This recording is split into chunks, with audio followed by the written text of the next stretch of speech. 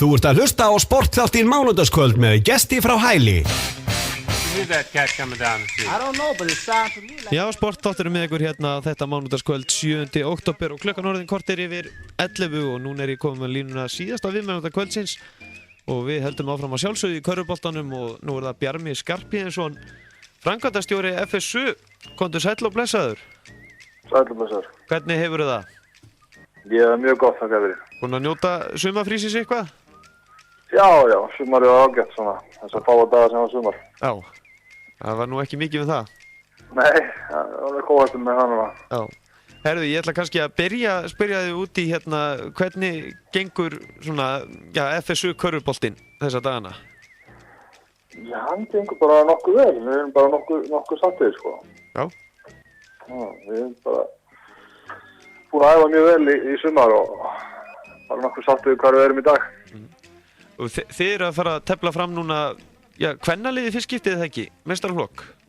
Jú, það passar. Við erum með kvennaliði fyrstu deild í ár. Já.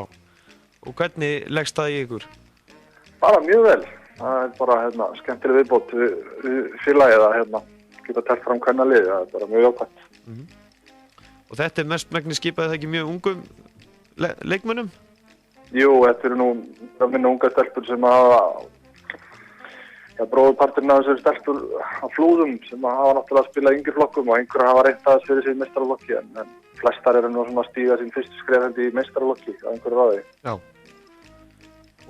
Og hérna, hver er að þjálfa þarna hjá okkur í kvennaliðinu?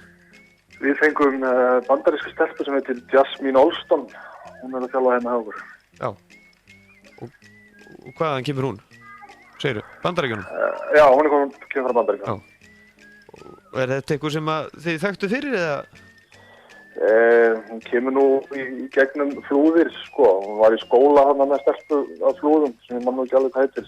Heiðrún Kristmundsdóttur? Já. Hún var í skóla með henni og kom einhvern veginn í gegnum það. Já, þannig að það er náðu alveg að redda sig hérna í Hrunamannahreppnum. Já, þetta er flott starf hjá Hrunamönnum eins og alltaf og standa sig mjög vel. En hvernig svona, er búið að vera ykkur æfingaleikir eða eitthvað svoleiðis hjá þessu liði sem engi veit um? Já, hvernig liðinu? Já. Já, það eru búin að spila 3 æfingaleiki. Held ég þessi rétt hjá mér. Það voru að spila í kvöld og ég fór að horfa á hans áður í kvöld og það er bara að líta ágætlega út. Já. Það er náttúrulega, allt er að byggja lið frá grunni og það tekur náttúrulega alltaf tíma og það er líta bara ágætlega út. En þá aðeins að fyrst til karla, þar er nú FSU að tefla fram liði og hvernig hafur svona undirbúningstímabili verið hjá ykkur? Það hefur bara verið mjög gott. Við erum búin að æfa mjög vel í sumar. Þessi hörðustu byrjuði nú bara í lok maí og erum búin að æfa nánast í allt sumar. Og svo er þetta svona búið að vera að tínast inn og Bandaríkjamaður kom. Við erum með 1 Bandaríkjamann og svo erum við með 1 Breta og þeir eru báðir búin að vera þarna rúmlega mánuð. Já. Þannig að við erum búin að æfa mjög vel. Og þetta er eitthvað breyttur hópu frá því síðasta tímabili eða er þið með sama hóp? Nei, hann er nú aðeins breyttur. Við mistum nú, hann fór einhverju leikmenn sem fóru frá okkur og fengum í staðinn bara nýja leikmenn. Fengum tilbaka líka. Birkir Víðisson kom frá Bandaríkjunum, hann var þar í high school. Svo fengum við strák frá Þorlákshöfn sem heitir Erlendur sem er mjög efnilegur 18 ára strákur og fengum svo líka Hlyn Hreinsson sem er nú ættaður hérna á Suðurlandinu, hann er búin að vera með KFÍ núna síðastliðin ár. Já, sonur Hrein Þorkelssonar þá? Já, fengum hann og skiptum við Bandaríkjamann og fengum svo hennan breska strák líka. En þetta er samt sami svona kjarnin. Ari Gylfason er áfram og Daði Berg er áfram og Siggi Haff og svo náttúrulega okkar strákar þessi heimastrákar Svavar og þessi strákar allir, þeir eru hérna þá. Já, og virkilega ungt lið náttúrulega, þetta er náttúrulega allt úr akademíunni? Já, þetta er mjög ungt lið. Já, það er náttúrulega alltaf þannig hjá okkur. Þetta er svona frekar ungur kjarni og við erum að spila þetta á strákum sem eru mjög ungir. Þannig viljum við bara hafa. En það er búið að nóg að snúast hjá okkur sumar. Þið voru nú, í kringu Verslumhelgi, þá voru þið bara með æfingabúðir, eða hvernig var það? Já, við vorum með æfingabúðir í síðustu dagana fyrir Verslumhelgi þá fengum við hérna 3 bandaríska þjálfara og 1 bandarískt svona miðskólalið til Selfoss og vorum með æfingabúðir í Iðu þessa daga fyrir verslunhelgi sem gekk bara mjög vel. Fengum hérna, það var allt í allt einhverju 60 krakkar sem komu þrátt fyrir frekar helgi svona óheppilega tímasetningu. Við varum bara mjög þáttið með það. En svona markmiðið með þessari akademíu sem þarna í boði í FSU, þetta ekki, já svona, þetta mikil einstaklingsþjálfun það ekki? Þið eru að framleiða þarna, já, reyna að framleiða eina bestu körfuknattleikmenn Íslands það ekki? Jú, þetta er mjög einstaklingsmiðaðar æfingar sem eru akademíuæfingar. Þetta eru svona grunnæfingar og alls konar æfingar sem bara hreinlega kannski gefst ekki tími til að gera þegar það er komið fram í tímabilið og þú æfir kannski einu sinna dag með meistaralokkið á kvöldin, en þá er bara svona, þetta eru æfingar sem maður hefur ekki tíma í að gera þar. Þetta eru svona mikla grunnæfingar og hérna, mikil svona tæknivinna sem við verðum að vinna þarna og auðvitað verða að reyna að búa til betri leikmenn og bara eins góða leikmenn og mögulega hægt er. Og þið eru með þarna þjálfara nafni Erik Olsson sem já, virkilega metnaðarfullur, ekki satt? Jú, við erum með Erik hjá okkur. Hann hérna, Erik hentar mjög vel inn í þetta starfa því að hann þekkir bara svona starf mjög vel. Pappans er búinn að vera þjálfari í Bandaríkjunum í 30 ár og hefur þjálfað í svona akademíu þar og hann þekkir bara svona starf vel, veit hvað þarf og leggur mikið metnað í allar æfingar, sko, alveg sama hvaða æfing það er, hvort sem það er akademíuæfing á morgni eða meistaralóðsæfing á kvöldi. Þetta er allt mjög skipulagt hjá honum og hérna, vinnur mjög gott starf. En svona, þið með eitthvað sérstakt markmið fyrir þetta tímabil núna? Sem lið? Sko, strákarnir eru nú með sín markmið sem við vitum nú ekkert hvorki ég né aðalþjálfarinn. Þeir bara ákvaða það í lokuðu herbyggi sjálfir og hérna, við erum náttúrulega forráðamenn félagsins, við erum svo sem nokkuð hóvarir með þetta. Við viljum bara gera betur en við gerum í fyrra og hérna, stefnum að bara vera í efri hlutanum í deildinni og hérna, svo nokkuð bjartsýni bara á að það getur tekist.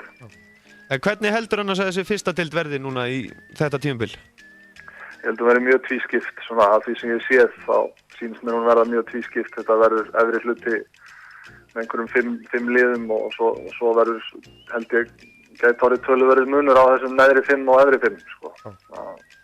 Mér sýnist það svona á því sem ég séð en það er svo sem getur breyst, sko. Og hvaða lið ertu þá að tala sem verða svona í efri 5? Tindastóll líta mjög vel út núna og lið eins og Breiðablik og Fjölnir og Höttur og svo vil ég nú menna að við verðum hann í efri hlutanum líka. Já.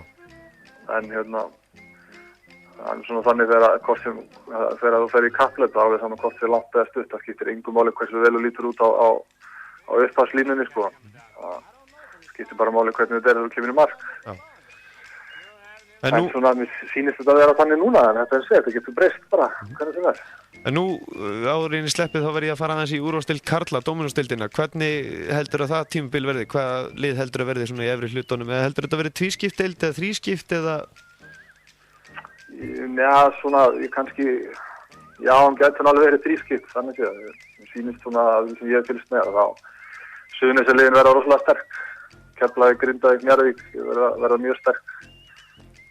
Snæfell verða þarna í efri hlutanum og KR náttúrulega og hérna svo verða þarna einhver lið kannski miðinni og svo geta náttúrulega verið þarna lið sem að ströggla mikið í þessari deil, mér sýnist það. Við erum búin að spila við 2 úrvalsdeildarlið og hérna þessi breytinga á útlendingareglum náttúrulega hún kemur til með að breyta þessari deil held ég töluvert, sko. Já. En í úrvalsdeild kvenna, þú eru eitthvað að tippa á það? Já, ég hef alveg reynt það, sko. Ég reyndi að fylgjast með þessu öllu og sýnist svona Valur lítið vel út og hérna Grindavík verða sterkar og Snæfell held ég að geta verið sterkar líka. En ég veit kannski ekki nógu mikið um þessu KR. Ég veit að Keflavík með breytt lið, það verið örugglega sterkar líka og hérna. En já, maður svona kannski tippa á Grindavík, Valur, Haukar, eitthvað svoleiðis. Já. Bjarmi Skarphéðinsson, þakka kærlega fyrir og hvetjum alla til þess að mæti fyrsta leikinn hjá okkur á föstudaginn klukkan 8:30. Að gera. FSU Þór Akureyri og Þór eitthvað að tippa á þann leik? Ég ætla að tippa á að við vinnum þann leik. Já. Og ég stefnum að því, byrjum á réttum fæti. Já. Svona áður en ég sleppi þér, ég hef heyrt samt að þjálfarinn ykkar kunni alveg að spila körfubolta líka. Já. Hann er nokkuð, hann kann alveg að spila körfubolta. Já.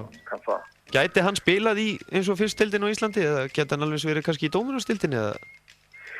Ég hugsa hann geti alveg spilað í fyrstdeildinni, já. Hann er örugglega í dóminósdeildinni líka. Hann er náttúrulega búinn að spila víða. Hann spilaði í Þýskalandi og Skotlandi og Ástralíu. Og hans áhugi liggur bara ekki, held ég aldrei almennilega sem leikmaður. Hans áhugi lá í því að verða þjálfari. Þannig að hann greip það tækifæri leið og það gafst að vera þjálfari og átti ekki neinu vandræði með að leggja skóna á hilluna. Þannig að ég held að hann sé fullkomlega sáttur við það ákvörðun sjálfur. Já. Bjarmi Skarphéðinsson, þakka kærlega fyrir. Já, takk sem þess. Já, þátturinn verður ekki lengri að sinni. Ég þakka hlustundum öllum kærlega fyrir að hlusta á þáttinn. Við erum náttúrulega búin að taka körfuboltan eins og leggur sér núna síðasta 1,5 tíman. En það er eins og við segið, þá hefst körfuboltaleiktími formlega alveg í dóminósdeild karla. Núna á fimmtudaginn, það er Grindavík KR, ÍR Skallagrímur, Stjarnan Keflavík. Þessi leikir hefjast korter yfir 7. Svo á föstudaginn er það Snæfell Þór Þorlákshöfn, KFÍ Njarðvík og Haukar Valur. Þessi leikir korter yfir 7 líka. Og í dóminósdeild kvenna, þá er það helst heilumferð á miðvikudaginn, Keflavík Haukar, Grindavík Snæfell, Valur KR, Hamar Njarðvík og þessi leikir hefjast allir korter yfir 7. Og í fyrstdeild karla þá hefst á fimmtudaginn Hamar ÍA korter yfir 7 á fimmtudaginn og á föstudaginn er það Tindastóll Augnablik, Breiðablik Köttur og Fjölnir Vangi Júpiters. Þessi leikir korter yfir 7 og svo seinna um kvöldið FSU Þór Akureyri klukkan 8:30 og svo er leikur á sunnudaginn líka í Hveragerði klukkan 4.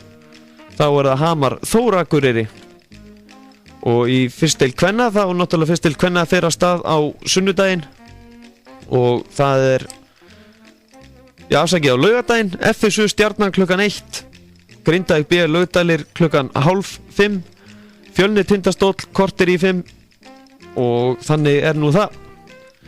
Og svo er það handboltinn, það er náttúrulega allt að gerast þar, það eru leikir núna bara annað kvöld í orðsdeild kvenna og þeir leikir eða heil umferð að mér skilst. Ég er að ná því hérna upp fyrir fram að mig. Einhver stundum tíma að hlaðast inn. Það er allan að heil umferð á úrslit karla á fimmtudaginn. HK IR klukkan 7:30, Valur Fram klukkan 7:30, Haukar FH klukkan 8:30.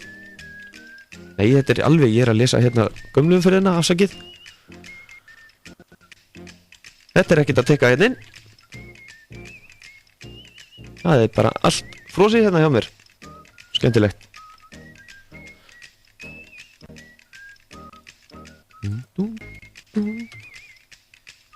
Þannig kemur þetta. Nei, þannig hætti við. Það er allan að leikur annarkvöld á Selfossi. Það er eina sem ég veit, sem ég man á jólastil kvenna. Og það er leikur gegn Aftureldingu.